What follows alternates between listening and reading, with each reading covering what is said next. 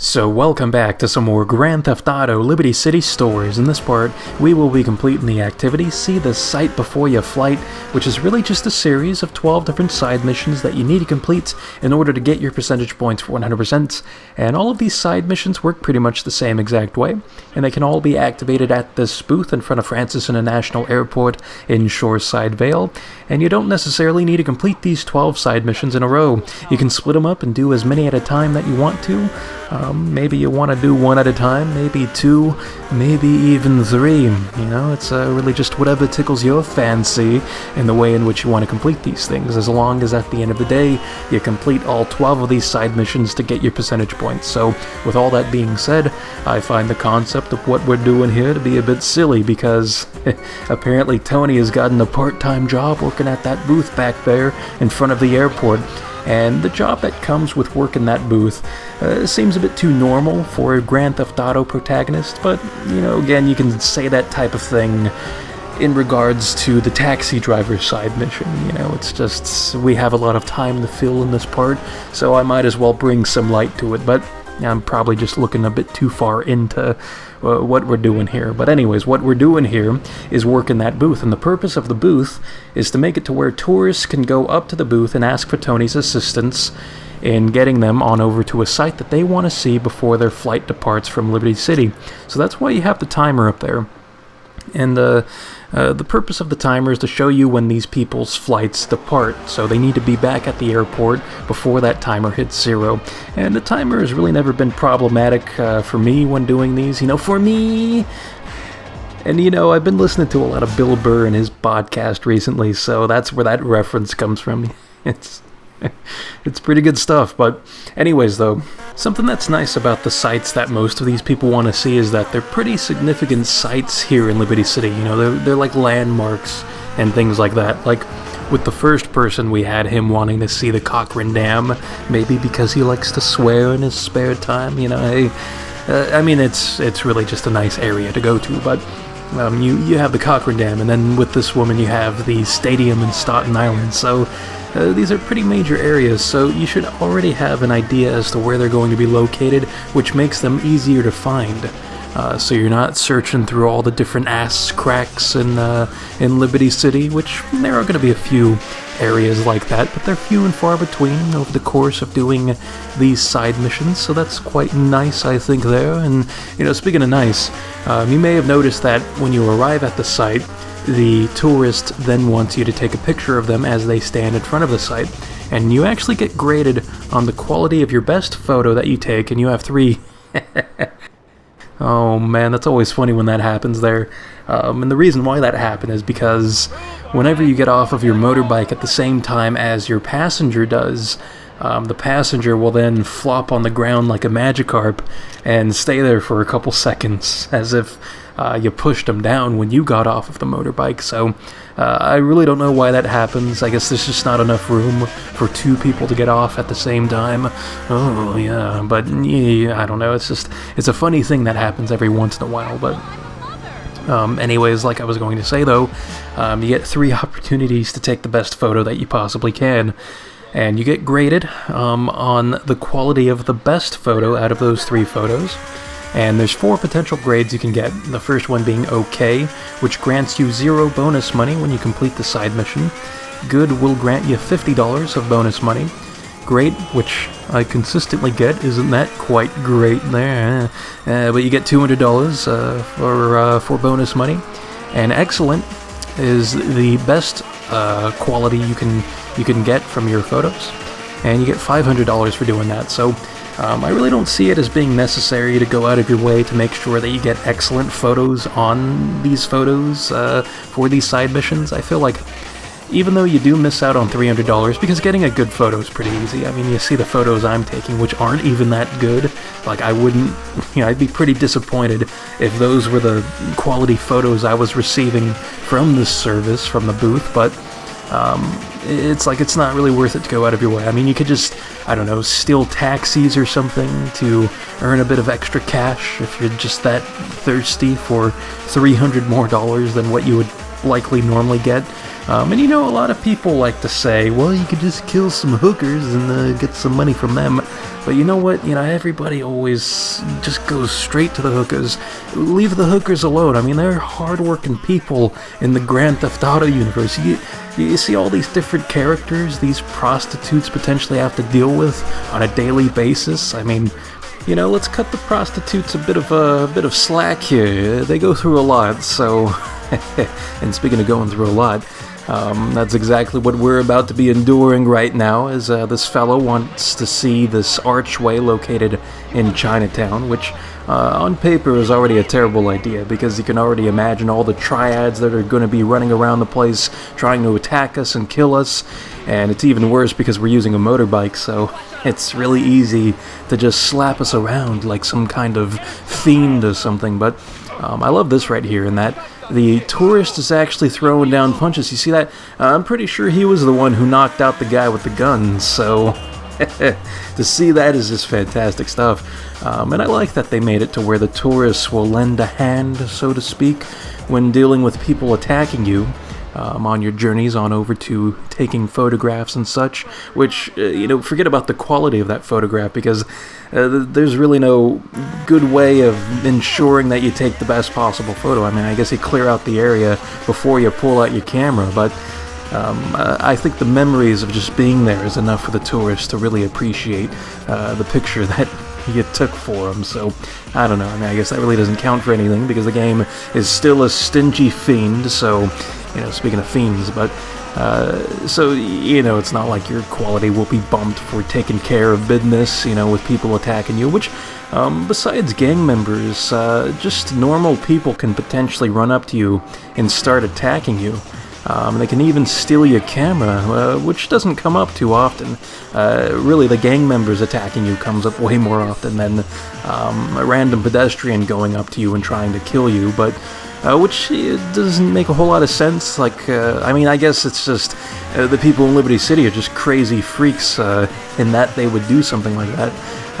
But I'm trying to put logic into it. Like, you just see some guy taking a picture of another person. I mean, does that really just make you want to just rip off your shirt and just suck some blood down? I mean, I just don't get it. But yeah, I really shouldn't question the actions of a lot of these people in Liberty City. I mean, we've already met some just insane people as we've done missions in this game, and, you know, even in other Grand Theft Auto games. I mean, the whole world is just jacked up in this universe, so yeah, I really shouldn't be questioning such things. But I suppose to be prepared for situations where you do have people attacking you, you should probably ensure that you have body armor on you, and also full health and all that. And also a decent weapon, like, yeah, pulling out the katana. And the reason why I'm pulling out the katana so much is because it's a one-hit kill pretty much no matter what. Like in other Grand Theft Auto games, you need to be stationary and then swing the katana in order to land a one-hit kill. But in this game, you can be running while swinging the katana and still land one-hit kills. So it's quite nice, I think, and very powerful. And my cat just sneezed in the background. It's an adorable thing, but it's like with the katana, though. I mean, you could just be swinging that thing like a butter knife, and you'll still shred through waves of enemies. So it's really fantastic stuff. But I suppose the smart person would just bring a gun or something like a shotgun to prepare themselves a little bit there. But the katanas are pretty fun. You know, I like using swords and weapons like that in video games, like in The Legend of Zelda or Skyrim. You know, it's fun stuff. And then when you can incorporate something like that, something a bit more medieval, into a more modern game with guns and all that, I mean, it's fun. It's fun to deviate from the norm there. Kind of like how those people tend to do in real life, with their fedoras and trench coats and all that, which I'm not a fan of their fashion sense, but they have a decent choice in weaponry.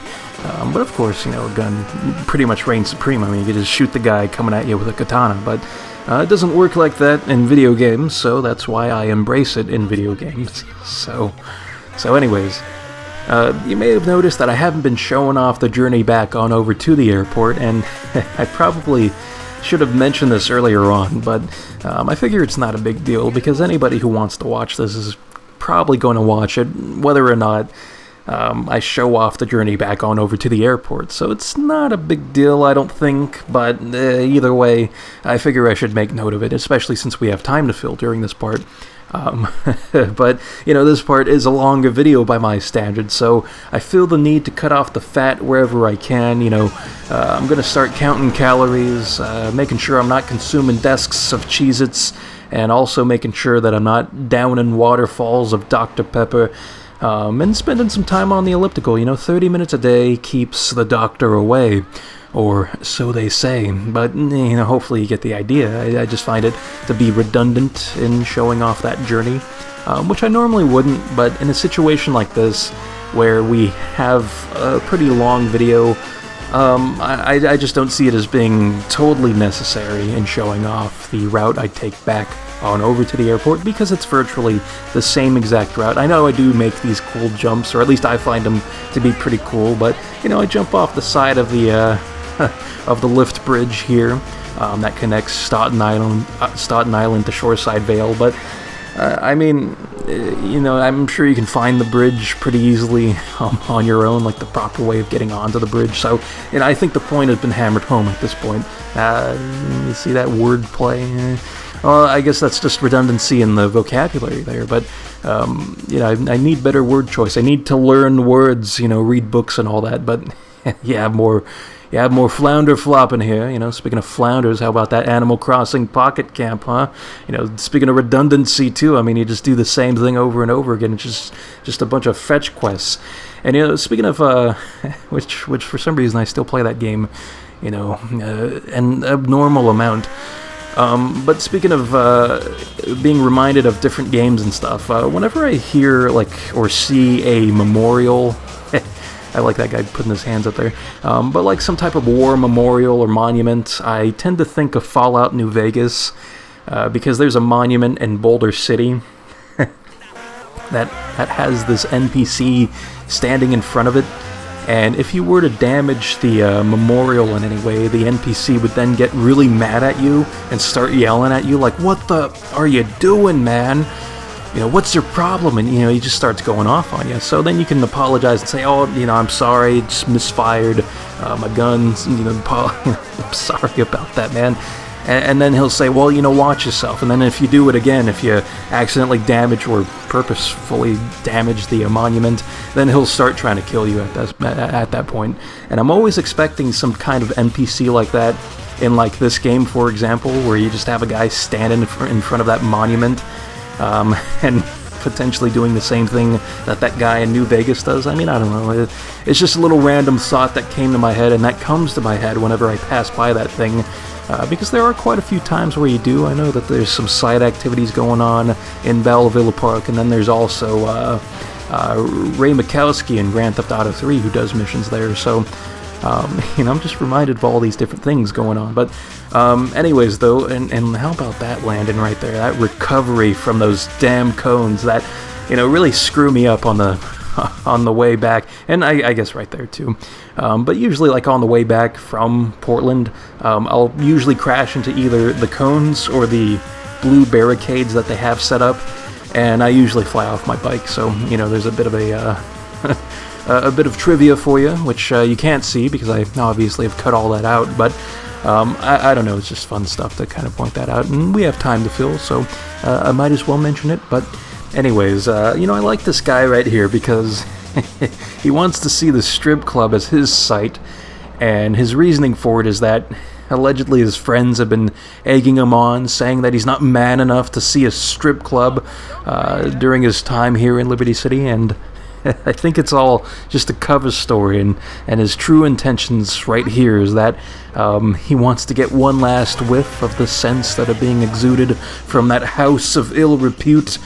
And just remember that, I guess, it'll bring him happiness, not only mentally, but also physically in his pants area. So I guess that's good stuff right there for him. But, speaking of strip clubs, it's I've never really seen the appeal of going to them. I know you put down some cash and then you have these very fine-looking women, assuming you go on the proper day, because I'm sure Tuesday mornings don't exactly have the best sights to see in a strip club, but It's like you have these women dancing around you, parading around in their undergarments, and it's quite nice. But to me, it's a bit too much of you putting down something and not really getting that great of a reward. It just doesn't seem worth it to me, because I feel like there's just too many clothes involved or something with something like that. It's like if I'm looking for one of those dirty moments in my life, then, well, we play the Tinder game, or maybe we go to a bar and whip out my wad of hundreds and my Magnum condom for my monster dong.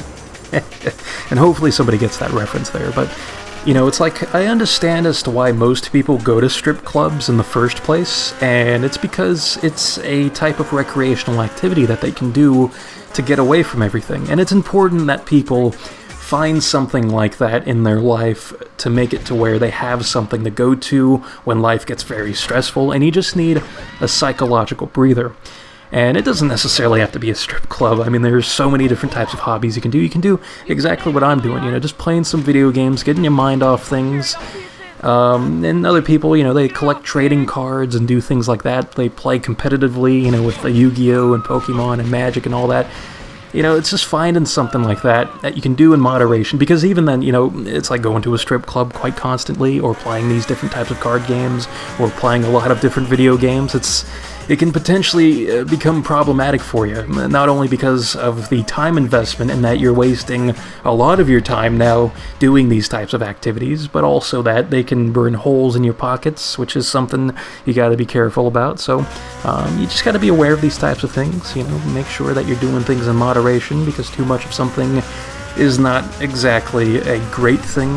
And also, it's like when you become an adult, you tend to understand as to why, and I don't condone this, but you understand as to why people turn to smoking, whether it be cigarettes or the marijuanas, or they drink alcohol and whatnot. And again, in moderation, it's still not the greatest thing in the world because of the health side effects, but it can be a lot worse than it is, which is why I stay away from that type of stuff, because you can get really hooked onto that, and then that can just flip your life around quite a bit. You see stories all the time about alcoholics. I mean, people have their own personal stories with experiencing things like that, so it's best to stay away from that. But at the same time, I understand as to why some people turn towards that. But a recommendation from my own experiences is that video games can be a great thing. And I definitely recommend turning to video games. I mean, I'm assuming the people who are even watching this video, whether it be kids or adults, are fans of video games. So it's like, continue doing that in your spare time. And that will never get old right there. Just the person flopping on the ground like that, like a Finian or a Feebas or something, to relate it to more Pokemon there. You can't just keep spamming the Magikarp line. But either way, and real quick, this is one of those moments where you have somebody attacking you as you're taking pictures, so a nice little slap on the head there gets the job done with the katana anyways. So that's something you gotta watch out for there. And I suppose in real life you gotta watch out for kind of getting away from doing things in moderation, and too much of a good thing isn't necessarily a better thing. It can also kind of bite you in the ass. And even with video games, it's like, you gotta watch out for microtransactions and things like that, because people can get hooked onto those too, because of the sense of gambling that comes with it in some games. It's like in the Madden games, or really just most sports games, because they all have this type of ultimate team game mode where you have these trading cards that represent the real-life players. And there are often times where you'll see in the marketplace for, like, Madden, for example, the football video game, you'll have them put up packs of cards that you can purchase with the in-game currency or with real-life money. And you read stories about this on the internet, and you have these people talking about how they just put down so much money trying to get the best cards in the game. And there's just like this high you kind of get when you open up these packs because of the thrill of just seeing what you can get. It's a gamble there. I mean, that's the gambler's mentality, trying to get the best thing that you can get there. And it's just something you got to watch out for there too. So there's a lot of dangers in just about everything. I mean, even in real life with like trading cards and stuff. But hopefully people just can make smart decisions there. Oh man, I'm getting way too off topic. I mean, jeez. See what happens. See what happens with these longer videos. We go off the deep end with the commentary. But, you know, I think it's a good thing, though, to kind of talk about different things instead of always talking about the game. You know, there's so many different topics out there to talk about that, you know, it's okay to force them into videos sometimes, especially when you have the time to do so, which I apologize to the probably 2 people watching this as a guide or something, because I'm not, like, explaining, well, you know, right here we're going to make a right turn. Make sure you apply that handbrake and an immediate another right turn here. And it's like, you know, I don't want to do that. I don't want to make this like a complete walkthrough type of thing. I want personality to shine through, maybe talk about some different things going on in the world and all that. But something I wanted to point out before we wrap up this part, because this is the second to last tourist for this activity. And the thing I wanted to point out is that I really enjoy the aspect of having to go all around the map during an activity. And it's like for this, you have areas that you need to go to in Portland and in Staten Island and in Shoreside Vale. So you cover pretty much all of the map, and there are some really nice areas that we have to go to. I mean, even something like the casino in Torrington in Staten Island is just, you know, it's nice going there because it's a nice visual to see. And even the activity itself isn't super intense to where you need to be dedicating like all of your attention to making sure you're doing whatever you're doing on screen properly, because driving, I think, is a mostly mindless activity. Like, yeah, you're focusing on not crashing, but at the same time you have a lot of opportunities when you're driving to look around and kind of sink everything in and things like that. And it's also kind of a nostalgic thing. Like, I like going to areas that remind me of things in the past and all that we've done, even in my own spare time or even in my youth, because there was the one woman who wanted to see the Callahan Bridge, and you had to go into that little, I don't know what you would really call it. It's kind of like a pier area in Chinatown, but I know the railway system is up above it, so which I guess it's the Chinatown Waterfront. I think that's how it was described at one point during a mission in Grand Theft Auto 3. Yeah, I think so. I think it's when Maria's talking about Chico, you know, he's down by the Chinatown Waterfront, and then you go down there and, oh man, and then you have Chico doing his stuff, which I can't even do an impression of him. You know, he's talking about his favorite lady, you know, in that Maria is apparently his favorite lady, which I don't know how she can be anybody's favorite lady, but, you know, times have changed, so maybe she matured enough to gain the, I guess, friendliness of other people. I mean, I guess because she's buying drugs from the guy, so he really doesn't care at all, you know, what her personality is like, as long as she's buying from him. But anyways, though, it's like, besides that, though, in that area, something else I'm reminded of is that I remember in Grand Theft Auto 3, I would often push the pedestrians into the railway area, so then when the train would pass by, they would get squished, because the pedestrians don't know how to jump up from down there up back onto the platform area. So it was kind of a morbid thing, but, you know, back then it was a great way of getting some cash, you know, so I can constantly spray the vehicles I got so they would be the color I wanted them to be. Which I think when you take a vehicle that has full health into the paint spray, you won't get charged for respraying it. I think that's the case in Grand Theft Auto 3, but either way, you know, I was a kid, so I crashed all the time, but, you know, I like this woman's site that she wanted to see, this little beach area. It's a really, really nice place. Even with the rain, it is a really nice visual seeing that lighthouse back there. I mean, Salvatore, he's living the high life, quite literally, because he's on a cliff. So, you know, you got that nice house, and then you got that massive garage, and a beautiful scenery backdrop in the background going off, you know, backdrop in the background there. But anyways, though, we have now completed the See the Sight Before You Flight series of side missions, and your reward is that you get $2,500 extra on top of what you would normally earn for completing that side mission at the end there. And more importantly, you get a bulletproof Landstalker that gets delivered to your safe house here in Shoreside Vale. Now, it's very important that you make sure to put this Landstalker in your garage before you save your game and turn it off. Because if you save your game and turn it off, and you don't touch the Landstalker, then this Landstalker will disappear. And that's gonna suck because it's bulletproof and it has a unique color scheme and it's awesome. So make sure that you put it in one of your garages across Liberty City before you save your game and turn it off. So that completes this part.